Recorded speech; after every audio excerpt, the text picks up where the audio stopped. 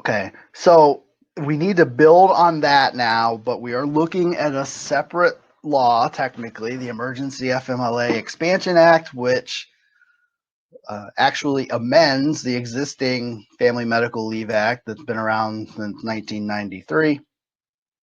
If you currently work for an employer that has over 50 employees, then you might be used to dealing with the FMLA, or you might have been able to take FMLA, whatever the case might be. There are certain eligibility criteria under the FMLA for all the existing provisions, like caring for your sick children or because you had a child yourself recently, but all those eligibility provisions are irrelevant under this limited new provision of the FMLA created by this law, which again is mandatorily in effect as of April 2nd and ends December 31st of this year. So the eligibility criteria here is that employers with less than 500 employees in the private sector and government entities of any size are generally subject to the limited provisions of this FMLA Expansion Act. It doesn't change the original FMLA provisions.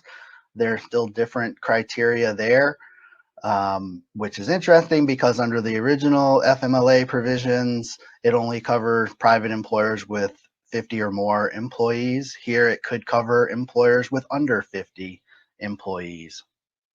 But again, all government entities are covered, which is actually technically the case under the existing FMLA provisions, except that none of their employees are eligible for leave unless there are at least 50 employees within 75 miles. Okay, so the employee eligibility requirement, if your employer is covered, again, is very much relaxed compared to existing FMLA provisions, where you normally have to have worked there for at least a year and worked at least 1,250 hours in the last year and work within 75 miles or 50 or more employees of the organization. All that's out the window. Now you're eligible if you've been employed there for at least 30 days. Theoretically, you could have worked 2 hours in those 30 days, I guess, and now still be eligible.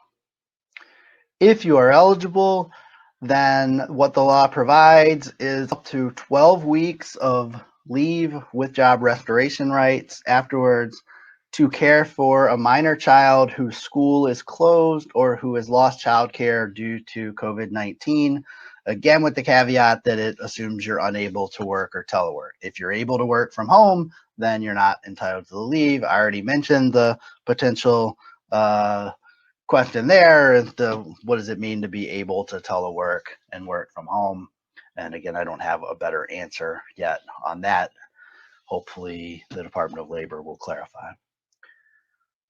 So that 12 weeks of leave is broken down into an unpaid and paid portion. The first 10 days are unpaid, but you'll remember from the previous slides that the emergency paid sick leave also provides employees leave to care for their children whose schools are closed. So in effect, you would get paid for the first 10 days under the emergency paid sick leave law in most cases. And then after that, for the rest of your FMLA leave under this expansion, you would be eligible to be paid for up to 10 weeks at 2/3 your regular rate of pay, but with a maximum of $200 per day. So again, the $200 a day maximum is the same as the maximum under the paid sick leave when you're caring for someone else. Because again, remember that this amendment to the FMLA only covers situations where you are caring for your child who is at home.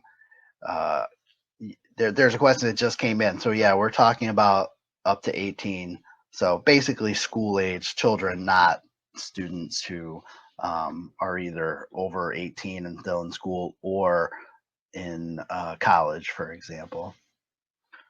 There again might be a little bit of clarification for that. There might even be an amendment for that. The original legislation tried to expand this leave much broader So this is what has actually been passed so far, but unfortunately you have to stay tuned because anything could change with short notice, frankly, at this point. There is, like with the paid sick leave, possible exceptions for healthcare providers, emergency responders, and businesses with less than 50 employees.